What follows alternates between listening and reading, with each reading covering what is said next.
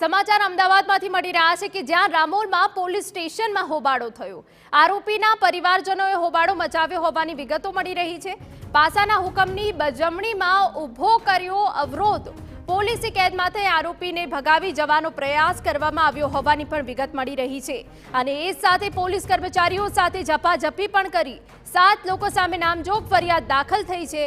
ગુનામાં સામેલ 3 આરોપીની ધરપકડ કરાઈ હોવાની વિગતો। તો પોલીસ સ્ટેશનમાં હોબાળો કર્યો એ સાથે પોલીસ કર્મચારીઓ સાથે ઝપાઝપી કરી હોવાની પણ વિગત મળી રહી છે। આ સિવાય પોલીસે કાર્યવાહીના ભાગરૂપે 7 લોકો સામે નામજોગ ફરિયાદ દાખલ કરી છે। ગુનામાં સામેલ 3 આરોપીની ધરપકડ કરાઈ હોવાની વિગત છે અને જેમાં વિગતો મળી રહી છે કે પોલીસ સ્ટેશનમાં જ સમગ્ર હોબાળો થયો છે અને આ હોબાળામાં પોલીસે કાર્યવાહી કરી છે। આરોપીના પરિવારજનો પોલીસ સ્ટેશન ધસી આવ્યા હતા અને તે બાદ હોબાળો મચાવ્યો હતો।